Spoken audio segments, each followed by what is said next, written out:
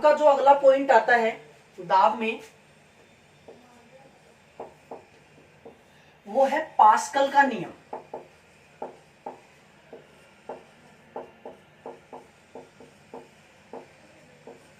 देखिए, जो डेनियस बर्नौली था ये डच गणितज्ञ था और ये पास्कल था ये फ्रांस का वैज्ञानिक था।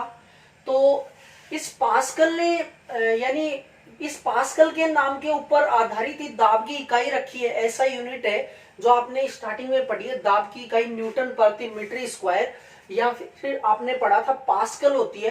तो पास्कल का नियम क्या कहता है, पास्कल का नियम क्या बोलता है आपको, तो पास्कल का नियम अपन देखते हैं। पास्कल का नियम क्या है, तो देखिए पास्कल, पहले यहां से क्वेश्चन क्या आएगा कि जैसे आपसे पूछेगा द्रव चालित ब्रेक, द्रव चालित प्रेस, द्रव चालित लिफ्ट, यानी हाइड्रोलिक ब्रेक होते हैं, हाइड्रोलिक मशीनें जो होती हैं, हाइड्रोलिक लिफ्ट जो होती हैं, ये किस सिद्धांत के अंतर्गत आती हैं। ठीक है, तो आपको यहाँ पे आंसर करना है पास्कल के सिद्धांत के अंतर्गत आती हैं। ठीक है, तो पास्कल का सिद्धांत क्या है। ओके, तो देखिए पास्कल का सिद्धांत आपको बोलता है, पास्कल का सिद्धांत पहले अपन यूं समझते हैं, पास्कल का सिद्धांत समझते हैं। ये मेरे पास कोई पानी का एक पात्र है, ओके, जल है, ओके, इसको मैं पृथ्वी के केंद्र बिंदु पे ले जाऊं, क्योंकि पृथ्वी के केंद्र बिंदु पर गुरुत्वाकर्षण का प्रभाव नहीं होता है। ठीक है, या भूमध्य रेखा पे ले जाऊं, क्योंकि भूमध्य रेखा के ऊपर भी गुरुत्वाकर्षण का प्रभाव बहुत ही कम होता है। ठीक है, अब इसमें मैं जल भर देता हूं, आप अच्छे से समझिए पास्कल का नियम क्या है। ओके, तो देखिए यूं मैं इसको भर देता हूं। ओके,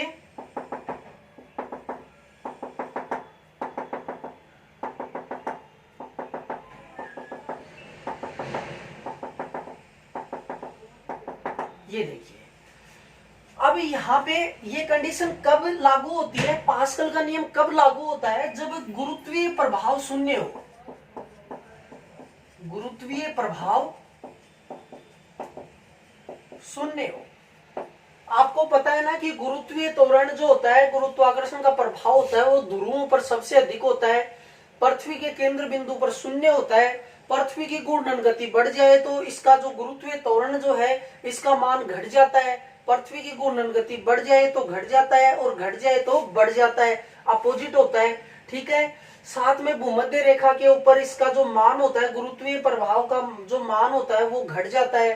ठीक है, चंद्रमा पर पृथ्वी की तुलना में 1/6 रह जाता है। तो पास्कल का नियम क्या कहता है कि गुरुत्वीय प्रभाव शून्य हो, यानी जो आपका तरल है इसकी जो अवस्थाएं हैं वो यानी गुरुत्वीय प्रभाव के अंतर्गत ना हो। ठीक है, या यूं बोले कि स्थिर रहे कंडीशन, तो उस समय इस ये जो बीकर लिया है ना आपने, इसके अंदर ये जो जल के अणु हैं, तो ये जल के अणु, तो जो दाब लगेगा ना, दाब, दाब यूं देखिए, इसकी तीन जो परतें, 1 2 3, तो तीनों के ऊपर जो दाब लगेगा ना वो एकदम स्थिर रहेगा। सभी दिशाओं में सभी बिंदुओं के ऊपर जो दाब लगता है ना वो एक समान रहता है। यही क्या है, पास्कल का नियम है।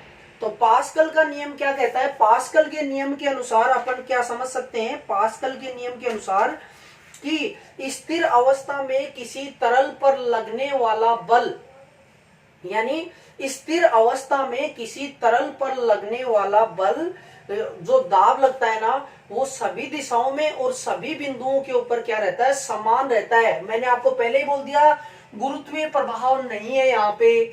ठीक है, गुरुत्वीय प्रभाव नहीं है। ठीक है, तो मैं बोल सकता हूं कि स्थिर अवस्था में किसी तरल पर लगने वाला दाब सभी बिंदुओं और सभी दिशाओं में क्या होता है, समान होता है। यही क्या है, पास्कल का नियम है। ठीक है, तो देखिए पास्कल का नियम लिख रहा हूं मैं।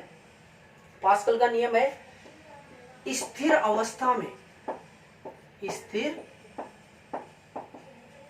अवस्था में, स्थिर अवस्था में किसी तरल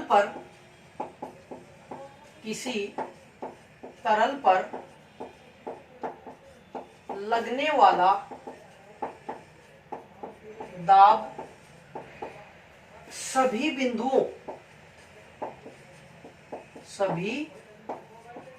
बिंदुओं तथा सभी दिशाओं में समान होता है।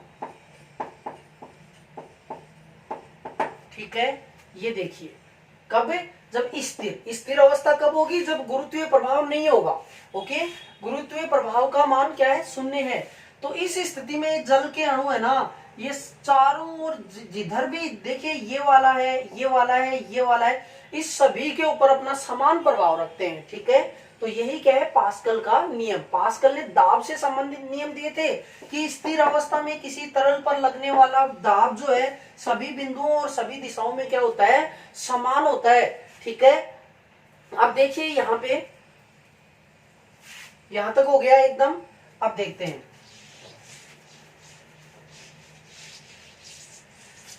अब यहां पे क्या है, ये दूसरा पात्र लिया है मैंने। अब गुरुत्वीय त्वरण का जो इफेक्ट है वो लागू हो रहा है यहाँ पे। तो ये देखिए,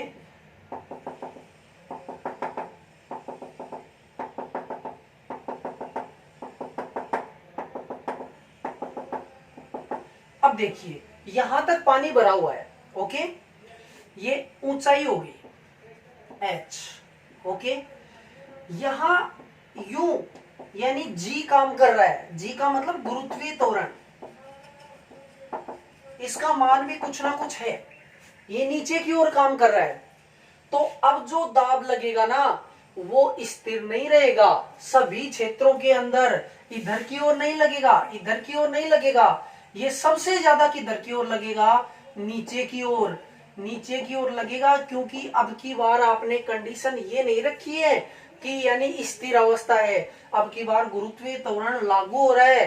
तो जो दाब की गणना कैसे कर पाएंगे अपन, तो दाब की गणना यानी P बराबर एच डी जी, P बराबर एच डी जी। P बराबर एच डी जी का क्या मतलब हुआ, P तो हो गया यहाँ पे क्या, दाब, दाब की इकाई क्या होती है, पास्कल। ओके, अब देखिए यहाँ पे H क्या है, तो H है गहराई या हाइट, ऊंचाई। ठीक है, गहराई, इसकी इकाई क्या होती है, मीटर। D क्या है, तो D होता है घनत्व। घनत्व की इकाई क्या होती है, तो घनत्व की इकाई आपको बताई थी, D बराबर m बटा v। तो क्या होती है, केजी प्रति मीटर क्यूब। ओके, ये आयतन होता है, प्रति इकाई आयतन द्रव्यमान घनत्व कहलाता है। ठीक है, ये याद रखना, ये आ सकता है एग्जाम में। जी क्या है, तो जी होता है गुरुत्वीय त्वरण। क्या होता है, गुरुत्वीय त्वरण। और गुरुत्वीय त्वरण का मान पृथ्वी पर कितना होता है, 9.8 मीटर प्रति सेकंड स्क्वायर। ओके, तो अब देखिए ये बराबर में है ना, कोई बटे में कुछ भी नहीं है, तो ये समानुपाती में रहेंगे। ठीक है, तो अब यहां से देखिए इसको, यहां इधर की ओर मैं आपको समझाता हूं। देखिए जो दाब होता है ना, दाब वो समानुपाती होता है गहराई के, गहराई के, यानी गहराई जितनी ज्यादा होगी तो दाब भी उतना ही अधिक लगेगा। तो आपने देखा होगा, इसका प्रैक्टिकल उदाहरण भी देखा होगा कि बांध जो होता है ना, उसकी दीवारें ऊपर से तो संकरी होती हैं और नीचे से चौड़ी होती हैं। क्यों होती हैं, क्योंकि नीचे की ओर, यूं नीचे की ओर आएंगे ना, ऊंचाई जितनी अधिक रहेगी बांध की, तो नीचे की ओर जो दाब है ना, दाब वो गहराई के समानुपाती होगा। तो गहराई अधिक होगी ना, तो दाब भी क्या होगा, अधिक है। इसलिए नीचे की दीवारें कैसी बनाई जाती है, मोटी बनाई जाती है कि नहीं, वो इसीलिए P बराबर एच डी जी। दाब जो होता है ना, दाब वो समानुपाती होता है किसके, घनत्व के। यदि जो तरल लिया है ना आपने, उसका जो डेंसिटी है, उसका गाढ़ापन है, वो जितना अधिक होगा ना, तो दाब भी उतना ही अधिक लगेगा। ठीक है, और साथ में गुरुत्वीय त्वरण, यानी जहां पे गुरुत्वीय त्वरण का मान अधिक है ना, तो वहां पे क्या होता है, जैसे आपको पता है ना कि जो यूं माने कि जैसे किसी वस्तु को ऊपर की ओर फेंकते हैं, एक ऊपर की ओर फेंकते हैं, एक नीचे की ओर फेंकते हैं। तो कहने का मतलब ऊपर की ओर फेंकेंगे ना, तो क्या होगा, प्रेशर थोड़ा, यानी दाब जो होता है ना वो कम हो जाता है। पहाड़ पे ऊपर की ओर चढ़ते हैं ना, तो दाब कम हो जाता है, तभी तो नाक से खून बहता है। ठीक है, और यूं बोले कि पहाड़ों के ऊपर खाना देरी से पकता है, क्या कारण है, क्योंकि ऊंचाई के ऊपर जा रहे हैं। ऊंचाई के ऊपर क्या होता है कि ऊंचाई पे जाने पे आपका जी का मान है वो कम हो जाता है। ठीक है, तो जी का मान कम हो गया तो दाब भी कम हो गया। तो मैं यूं कह सकता हूं गुरुत्वीय त्वरण जो है ना, इसके समानुपाती भी। तो हम बोल सकते हैं कि प्रेशर किन किन कारकों पर निर्भर करता है। कब? जब ये कंडीशन हो, हाइट दे रखी हो, डेंसिटी दे रखी हो, और ये जो एक्सीलरेशन दे रखा हो, गुरुत्वीय त्वरण दे रखा हो, तब क्या होगा? यानी तीसरी कंडीशन बनेगी दाब समानुपाती गुरुत्वीय त्वरण।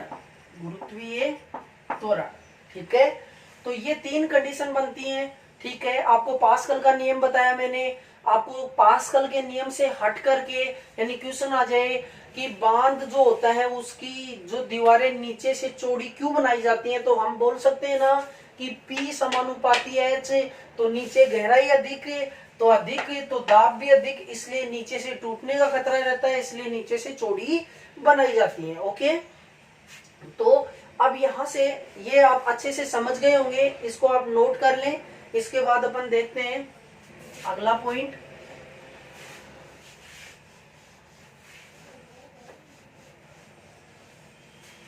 पास्कल के सिद्धांत पर आधारित उपकरण कौन कौन से हैं? ओके, ये पॉइंट अपना, ये भी बहुत इंपॉर्टेंट क्वेश्चन एग्जाम में आ सकता है। तो पास्कल के सिद्धांत पर आधारित उपकरण, ठीक है। तो देखिए कौन से हैं। द्रव चालित प्रेस, ओके, द्रव चालित ब्रेक,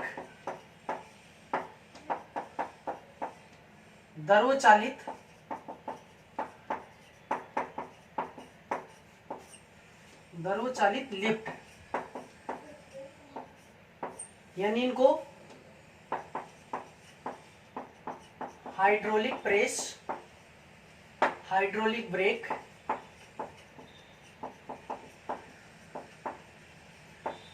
ठीक है, और हाइड्रोलिक लिफ्ट, ये सब पास्कल के सिद्धांत पर ही आधारित उपकरण है। तो ये भी इंपॉर्टेंट है एग्जाम की दृष्टि से। इनमें से कोई सा भी ऑप्शन आ सकता है कि हाइड्रोलिक लिफ्ट किस सिद्धांत के अंतर्गत आती है, तो आप बोलोगे पास्कल के सिद्धांत के अंतर्गत। ये भी नोट करें आप।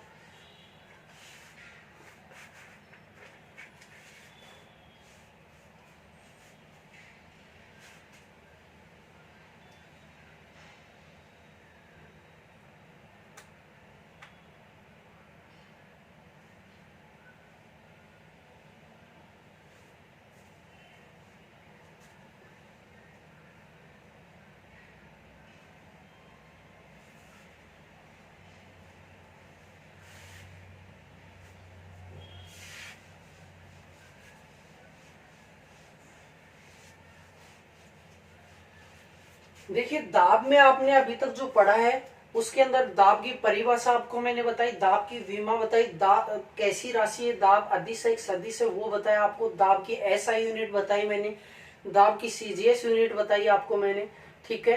साथ में दाब के अंदर बर्नौली का सिद्धांत बताया आपको, पास्कल का सिद्धांत बताया, ठीक है। अब अपन पढ़ने वाले हैं दाब का प्रभाव। ओके, तो पॉइंट है अपना इफेक्ट ऑफ प्रेशर, दाब का प्रभाव। देखिए कैसे क्वेश्चन आते हैं यहां से। क्वेश्चन ये आता है कि मोम जो होता है मोम, तो उसके ऊपर दाब बढ़ाएंगे तो उसके गलनांक पर क्या प्रभाव पड़ेगा, घटेगा, बढ़ेगा, अपरिवर्तित रहेगा। तो ऐसे क्वेश्चन आते हैं। ओके, तो ऐसे क्वेश्चंस अपन यहां से देखेंगे दाब किन किन वस्तुओं के ऊपर, किन किन पदार्थों पे कैसा प्रभाव डालता है, ठीक है। तो सबसे पहले दाब का पहला प्रभाव है, देखिए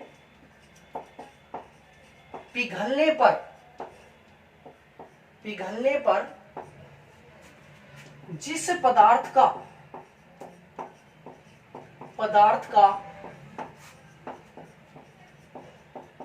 आयतन बढ़ जाता है पिघलने पर जिस पदार्थ का आयतन बढ़ जाता है उस पर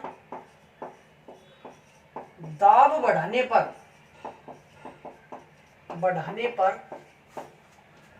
उसका गलनांक भी बढ़ जाता है।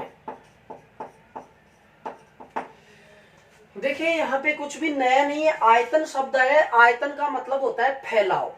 तो इसका कहने का मतलब ये हुआ कि जो पदार्थ, आप आराम से इसका एग्जांपल कर सकते हैं, इस लाइन को समझिए। जो पदार्थ पिघलते हैं, जैसे घी हो गया पिघलता है, मोम हो गया पिघलता है, ठीक है। तो पिघलने पर जिस पदार्थ का आयतन बढ़ता है, आपको पता, ये बताइए आप कि जो मोम होता है वो यूं थोड़ा सा मतलब कम जगह में है, वो पिघलेगा तो अधिक फैलेगा कि नहीं फैलेगा। तो कहने का मतलब ये हुआ पिघलने पर जिस पदार्थ का आयतन बढ़ता है, तो घी का और मोम का दोनों का आयतन बढ़ते हैं, पिघलने पर फैलते हैं। यानी आयतन का अर्थ ये समझिए, आयतन का अर्थ फैलना होता है, ठीक है। तो फैलते हैं, तो उस पर दाब बढ़ाने पर, यदि उसके ऊपर दाब बढ़ेगा ना, तो उसका गलनांक भी बढ़ जाता है, ठीक है। जैसे मोम व घी, ठीक है। ये बेस्ट एग्जांपल है इसका। तो यहां तक आप इसको स्क्रीनशॉट ले लीजिए या पॉज करके देख लीजिए या नोट कर लें इसको यहां तक।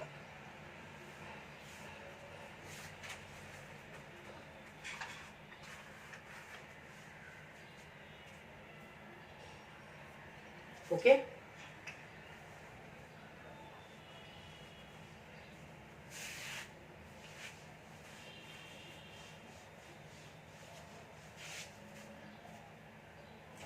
अब देखिए दूसरा, पहला प्रभाव समझ गए ना, मोम और घी, तो गलनांक बढ़े, दाब बढ़ाएंगे तो गलनांक पे क्या प्रभाव पड़ेगा, तो हम बोलेंगे बढ़ेगा, ठीक है।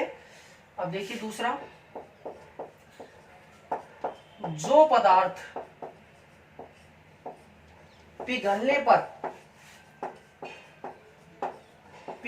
पर संकुचित होते हैं, आयतन का मतलब फैलाव, संकुचित का मतलब पास में। तो जो पदार्थ पिघलने पर संकुचित होते हैं, उन पर दाब बढ़ाने पर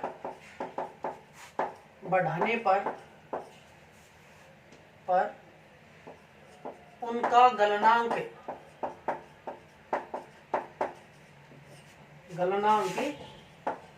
कम हो जाता है। प्रैक्टिकली सोचिए, दैनिक जीवन में जो घटनाएं होती हैं उन पे इनको रटना नहीं है। आप देख लीजिए, जैसे मैंने मोम और घी का उदाहरण दिया, मैंने बोला है पिघलते हैं तो फैलते हैं, ठीक है। इसके बाद मैंने ये कहा है कि यानी उनके ऊपर प्रेशर बढ़ाएंगे तो क्या होगा, उनका गलनांक क्या होता है, तो बढ़ जाता है। तो वैसे ही जो पदार्थ पिघलने पर ये फैलते नहीं बल्कि संकुचित होते हैं, उन पर दाब बढ़ाने पर उनका गलनांक कम हो जाता है। तो ऐसा कौन सा पदार्थ है, यानी एग्जाम में आ जाए, ये लाइन आ जाए, एग्जाम्पल आ जाए, मोम, घी, ठीक है, बर्फ। तो इसका आंसर आएगा जैसे होगा इसके अंदर बर्फ में यही सिद्धांत लागू होता है। ओके, आप पढ़ रहे हो इफेक्ट ऑफ प्रेशर, जिसके अंदर पहला जो इफेक्ट देखा आपने, वो जो घी और मोम पे लग रहा था, ये बर्फ के ऊपर लग रहा है। ओके, अब देखते हैं इफेक्ट ऑफ प्रेशर के अंदर अगला पॉइंट है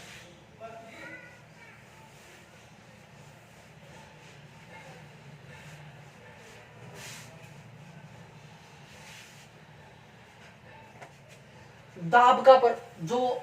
दाब का अगला है दाब का क्वथनांक पर प्रभाव। क्वथनांक बोलते हैं भाई बॉइलिंग पॉइंट को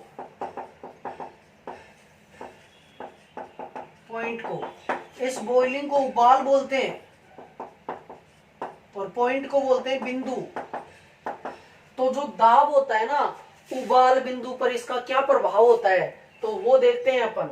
ठीक है, सबसे पहले अपन समझते हैं बॉइलिंग पॉइंट क्या होता है। बॉइलिंग पॉइंट यानी वह बिंदु जिसके ऊपर द्रव उबलने लगता है उसको अपन बॉइलिंग पॉइंट कहते हैं। ठीक है, तो इसको नोट करेंगे।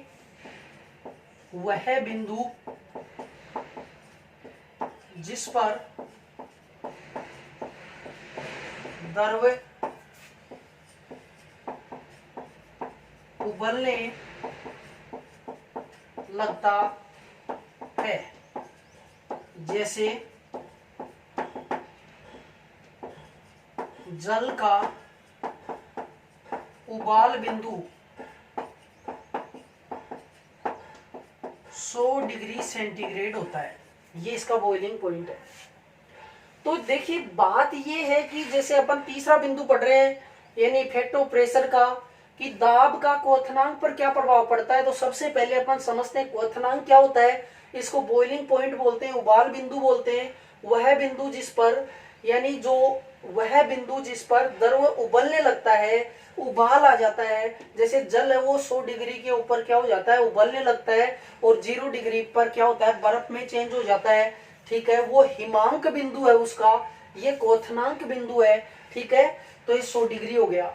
अब मेन बिंदु अपना ये है कि जो उबाल बिंदु है, बॉइलिंग पॉइंट है, बीपी है। इसको मैं शॉर्ट में बीपी लिखूंगा। ठीक है, एक बीपी बायोलॉजी के अंदर ब्लड प्रेशर होता है, यहाँ पे मैं बीपी बोलूंगा क्वथनांक बिंदु को यानी बॉइलिंग पॉइंट को। तो ये यानी जो प्रेशर होता है इसका बॉइलिंग पॉइंट पे क्या इफेक्ट होता है, तो वो देखते हैं। देखिए क्या होता है, जो पी होता है ना, यानी जो बीपी होता है, बीपी वो समानुपाती होता है पी के। यानी उबाल बिंदु जो होता है ना, उबाल बिंदु वो समानुपाती होता है दाब के। यानी मैं यूं कह सकता हूं कि यदि प्रेशर ज्यादा होगा ना तो बॉइलिंग पॉइंट भी क्या होगा, ज्यादा, और प्रेशर कम होगा ना तो बॉइलिंग पॉइंट भी क्या होगा, कम।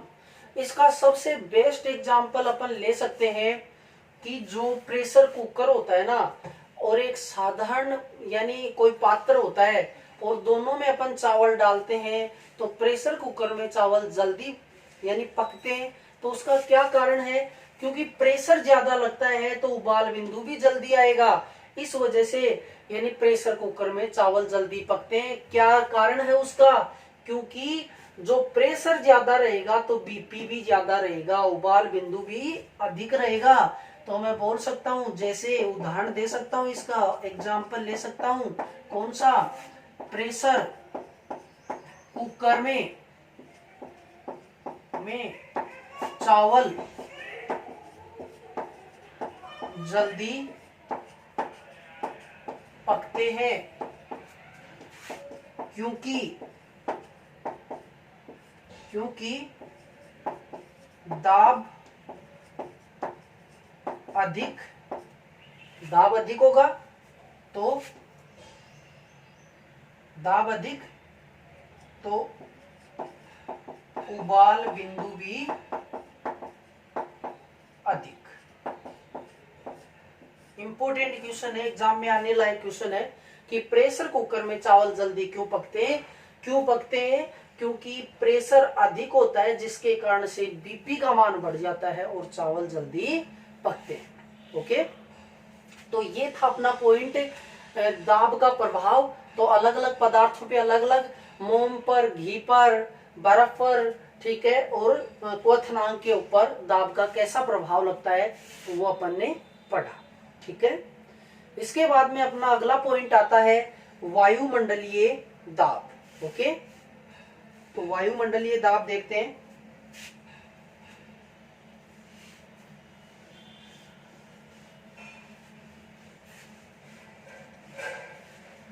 प्रेशर का अगला पॉइंट है अपना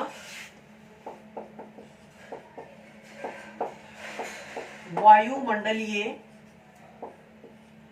दाब। ओके, देखिए वायुमंडलीय दाब क्या होता है, तो मैं ये बोलूंगा वायुमंडलीय दाब क्या होता है, तो वायुमंडल में वायु का पड़ने वाला दाब ही क्या कहलाता है, वायुमंडलीय दाब। ओके, तो वायुमंडल में वायु का पड़ने वाला दाब वायुमंडलीय दाब कहलाता है।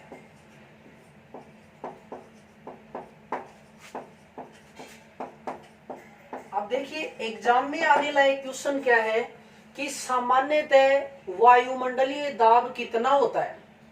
तो अपन बोल सकते हैं 1 बार या फिर बोल सकते हैं 10 की पावर 5 न्यूटन प्रति मीटर स्क्वायर या पास्कल सामान्यतः वायुमंडलीय दाब होता है।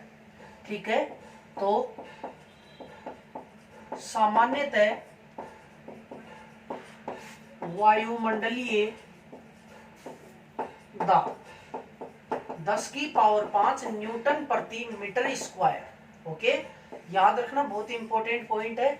नॉर्मली या फिर ऐसे भी आ सकता है, आपने शुरुआत में जो अपना बिंदु स्टार्ट हुआ था तो तब मैंने आपको पढ़ाया था कि जो दाब की इकाइयां जो होती हैं वो न्यूटन प्रति मीटर स्क्वायर, पास्कल, बार, डाइन प्रति सेमी स्क्वायर ये बताए थे। तो यानी यूं भी आ सकता है वायुमंडलीय दाब की इकाई क्या होती है। तो भाई दाब जो भी है वायुमंडलीय है या साधारण है उसकी इकाई न्यूटन प्रति मीटर स्क्वायर या पास्कल होती है। तो मैं 10 की पावर 5 पास्कल यहाँ पे बोलूंगा। तो सामान्यतः वायुमंडलीय दाब इतना होता है। ठीक है, इसके बाद में यानी यहां से वायुमंडलीय दाब में एक इंपॉर्टेंट पॉइंट निकल के आता है, वो देखते हैं अपन। तो वायुमंडलीय दाब के अंदर देखिए धरातल से ऊपर की ओर जाने पर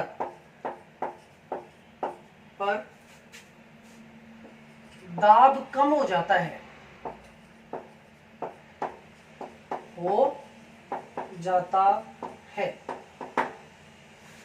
अब देखिए नॉर्मली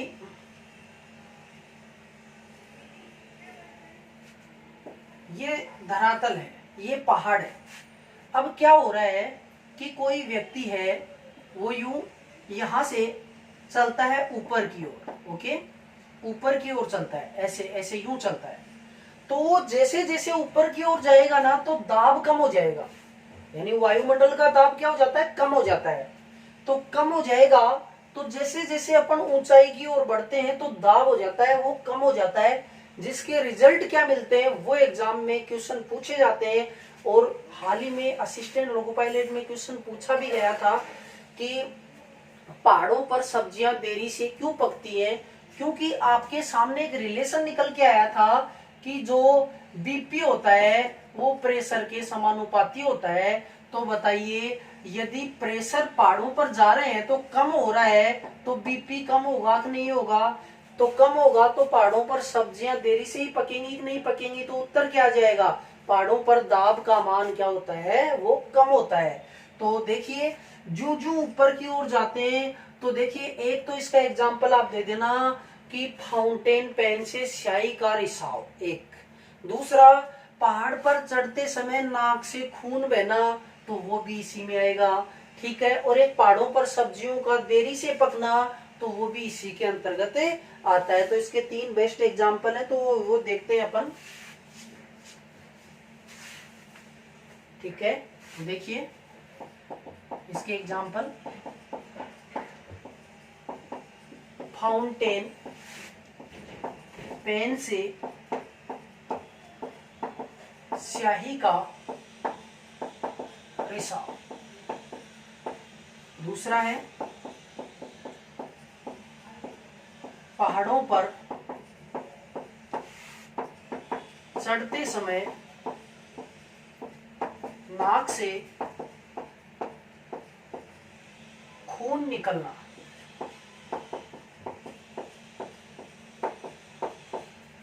और तीसरा है पहाड़ों पर सब्जियों का देरी से पकना। ये इसके कुछ एग्जाम्पल हैं। तो ये प्रेशर से ही निकल के आया कि धरातल से ऊपर की ओर जाने पर यानी दाब जो है वो कम हो जाता है। ओके, और दाब कम हो जाता है तो हम जानते हैं कि दाब कम तो बीपी भी कम, तो इसलिए ये लॉजिक यहाँ पे लगेगा। ओके, अब जो वायुमंडलीय दाब होता है ना, यहां तक नोट कर लिया। चलो आगे बढ़ते हैं।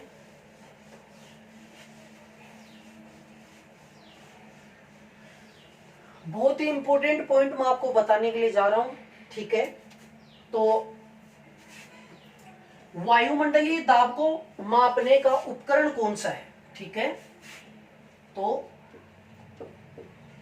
वायुमंडलीय दाब का मापक उपकरण। ओके, तो भाई इसका राइट आंसर आप करना बैरोमीटर। ताप को मापने के लिए थर्मामीटर यूज करते हैं, ठीक है। तो उसी प्रकार से यानी जो दाब होता है, वायुमंडलीय दाब होता है, इसको मापने के लिए अपन बैरोमीटर का यूज करते हैं। थर्मामीटर और बैरोमीटर दोनों प्रकार के जो मीटर होते हैं ना, इनमें जो मतलब लिक्विड यूज किया जाता है तो वो होता है आपका मरकरी, पारा, ठीक है। तो पारे के बारे में अपन रसायन विज्ञान का जब टॉपिक आएगा तो बहुत डिटेल में पढ़ने वाले हैं कि आवर्त सारणी में कितने नंबर पे है, ठीक है, भार कितना होता है, क्या कार्य है इसका, कैसे वर्क करता है। पर एक बार देखते हैं कि जो वायुमंडलीय दाब होता है ना, उसको मापने का मीटर कौन सा है, तो वो मीटर कौन सा है, तो वो है बैरोमीटर। कौन सा है, बैरोमीटर। ओके, अब ये बैरोमीटर है, ये पाठ्यांक देता है, ठीक है, पाठ्यांक प्रदर्शित करता है। ये कैसे प्रदर्शित करता है तो वो देखते हैं। एग्जाम में यहां से भी क्वेश्चन पूछा हुआ है कि बैरोमीटर के पाठ्यांक जो होते हैं ना वो कैसे कैसे होते हैं। तो वहां से जैसे बोलेगा कि पारा धीरे धीरे ऊपर की ओर चढ़ रहा है, क्योंकि पारा ही तो होता है, मरकरी तो होती है उसमें। तो पारा धीरे धीरे ऊपर की ओर चढ़ रहा है तो क्या संकेत मिलेगा, अचानक नीचे आएगा तो क्या संकेत मिलेगा, और मतलब एकदम से नीचे आएगा तो क्या संकेत मिलेगा। तो देखिए बैरोमीटर, तो क्वेश्चन बनता है वायुमंडलीय दाब को मापने का उपकरण कौन सा है, तो बैरोमीटर है। और यानी यहां से इंपोर्टेंट क्वेश्चन निकाल के लाते हैं अपन, बैरोमीटर का पाठ्यांक। तो बैरोमीटर के पाठ्यांक देखते हैं, तो बैरोमीटर का पाठ्यांक। ओके, तो देखिए सबसे पहले यदि पारा धीरे धीरे ऊपर की ओर और जा रहा है, पारा धीरे धीरे ऊपर की ओर जा रहा है, तब मौसम साफ रहेगा। ओके, ये है पहला पाठ्यांक। देखिए दूसरा पाठ्यांक क्या है, दूसरा यदि पारा अचानक नीचे आता है तब आंधी तूफान का संकेत, ठीक है। और तीसरा है यदि पारा धीरे धीरे नीचे आता है तब बारिश का संकेत। ओके, इन तीनों में से कोई सा भी एक आ सकता है कि इस प्रकार से यदि पारा आए तो किस चीज का संकेत है, और ये पाठ्यांक किसके बैरोमीटर के। बैरोमीटर कहाँ काम में लेते हैं, तो वायुमंडलीय दाब को मापने के लिए इसका यूज होता है, ठीक है। तो ये था अपना चैप्टर प्रेशर, दाब का। इसको अपन ने अच्छे से पूरा कंप्लीट पढ़ लिया है, इसकी विमा इकाइयां, ठीक है, इसमें बर्नौली का सिद्धांत, इसमें पास्कल का सिद्धांत, उसके एग्जाम्पल, ठीक है। प्रेशर किस किस जगह पे किस पदार्थ में कैसा इफेक्ट डालता है वो अपन ने कंप्लीट पढ़ लिया है, ठीक है। तो यहाँ तक आप अच्छे से देखना। यदि आपको वीडियो अपनी क्लास पसंद आए तो लाइक और शेयर जरूर करना। ओके।